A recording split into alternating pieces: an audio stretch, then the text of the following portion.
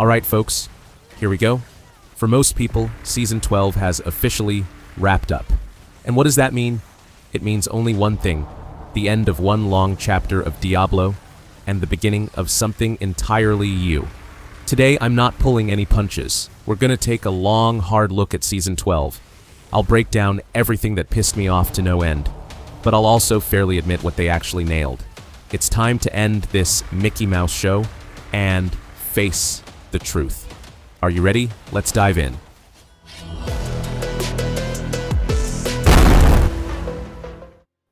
Season 12. This season was a bit different from the start. It was shorter, both in terms of time and content. We all know why. Blizzard is betting everything on the Lord of Hatred expansion, which drops on April 28th.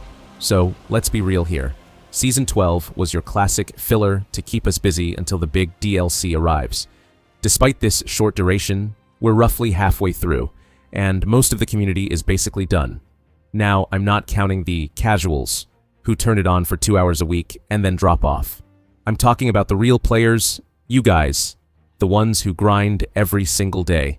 We're going to look at it from my perspective, the perspective of a player who has actually crossed this season back and forth, not someone who just read about it on Reddit.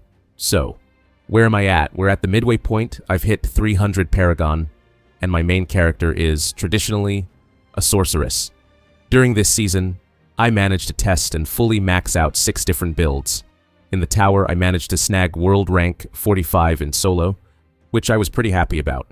On top of that, I ran 2 paladin builds, and of course, I had to try the Spiritborn just to know what's coming for us. And the verdict, okay, not great, not terrible. One thing I have to give to Blizzard is the fact that the process of getting to the endgame doesn't take an eternity. When I compare it to, say, PoE 2, where the progress is as slow as a funeral, Diablo still has that right drive. But there's the flip side of the coin.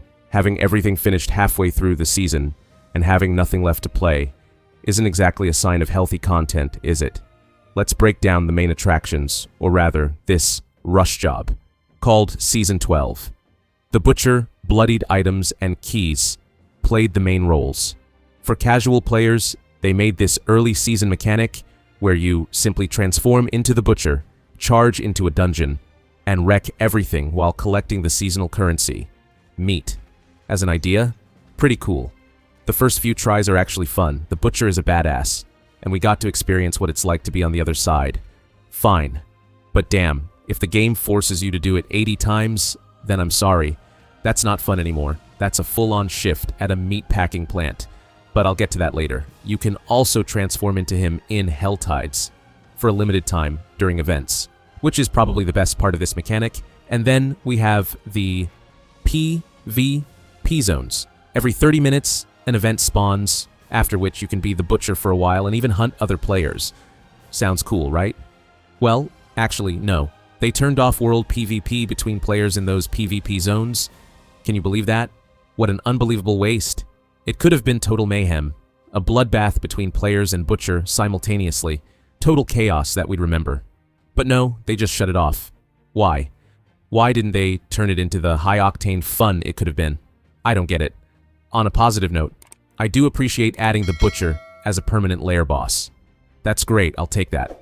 Next up, we have what is for me the best feature of the whole season, Torment 5 and Torment 7, lair bosses, dungeons, and hordes. We finally got something after such a long time that pushed this season somewhere meaningful. A player could actually test their strength, fine-tune the details, and test their skill. That is, if I don't count that embarrassingly OP Paladin, that's a chapter of its own. But otherwise, it was quite a challenge, and I enjoyed it. But again, the Butcher is everywhere. They really could have left him out of the boss fights. He just creates unnecessary mess and visual noise. If a player is struggling with the boss itself, having the Butcher in there really doesn't help. It's just too much. But overall, by adding these difficulties, they made the right move. I rate it very positively, even though I'll probably be dreaming about that Butcher for the next 2 weeks. I feel like he's gonna jump out of my closet at home. But now, we have to stop at the thing that got to me the most. The patch that was supposed to fix critical bugs didn't come out for 2 weeks. 2 weeks! At a time when most of those shitty players who just came to look around have long since stopped playing. and what were they fixing? For example, making sure the butcher in the PvP zone doesn't die in half a second after spawning when 30 hyped-up players are waiting for him for their season achievement. Or the fact that they finally put a blacksmith and a stash next to the meat vendor. I just don't understand this. Did the people who designed this really not realize how we were going to use it? Did they sit at a table and say, yeah, we'll give them a vendor, but they'll have to run across half the map to get to the forge. It'll be great. That is pure stupidity. All they had to do was put the butcher, aka the vendor, down with the other merchants. People could comfortably dismantle keys for meat at the enchanter, and everything would make sense. But no. It took them 2 weeks. 2 weeks, and what about those bloodied items? Honestly, lazy. Season 10 and 11 were much better in my opinion. Most people don't even pay attention to these items. At most, they check off a task in the season journey and then ignore them. That is, until you want to play at a competitive level. As soon as you start pushing the pit or the tower, it hits you. Suddenly you realize that it damn well matters if you have a 12% increase to your main stat with every kill streak rank. And at that moment, the real hell begins. All those superstar items you painstakingly farmed, you have to find them all over again. But this time, in the Bloodied version, and ideally with the right affix. Blizzard is nicely using the FOMO effect here and forcing people to grind, but technically it's just lazy design. The whole thing feels like the main Diablo team has been working only on the expansion for a year and a half, and only Bill and Dave were left in the office with the task to somehow take care of the seasons. And it shows. Let's move to the season journey. That's actually fine. As you progress through the game and complete activities, the goals naturally get checked off. That works well, except for a few exceptions that really made me lose my mind. First nonsense, Fields of Hatred, 10 Seething Abomination, kills and 250 gold elite kills in the PvP zone. People, that takes an insane amount of time. Those 250 elites take longer than the first 4 ranks of the entire journey combined. What is that even supposed to be? And that's not all. They topped it off in the final rank with the Slaughterhouse Massacre task. Kill 1,500 Wanderers. I categorically refuse to do that. The Slaughterhouse is the most boring activity they came up with this season. In one dungeon, you kill maybe 15 of these creatures. That means you have to force yourself through at least 100 of these dungeons to finish it. Personally, I hate this. When developers force me to do stupid, repetitive crap for hundreds of hours without a shred of creativity. Have you guys at Blizzard completely lost your damn minds? If the dungeon was at least fun, if there was some reward system or meaningful progression. But no. Meat? Every player who grinds bosses has warehouses full of it. Why would anyone do this voluntarily? Aside from these 2 absurdities, the journey is fine. But Bill and Dave just didn't finish the job on these details again. Of course, I can't forget the battle pass and cosmetics. This time they bet on a Doom theme. You can see they're trying to link these 2 brands and revive awareness of Doom. Maybe their sales are dropping. Who knows? The skins look fine, no doubt about that. And the best ones are, of course, behind a paywall, which doesn't surprise me and basically doesn't even bother me. That's just modern gaming. As for the technical state, I ran into some really weird bugs with the butchers. Sometimes I felt like certain aspects weren't working exactly as they should. They're those small details that ruin your overall experience when you really immerse yourself in the game. If you're playing A-tier builds and lower, you'll notice that the damage scaling around Pit 90 starts to struggle. With a B-tier build, it was damn hard to take down blood-soaked bosses.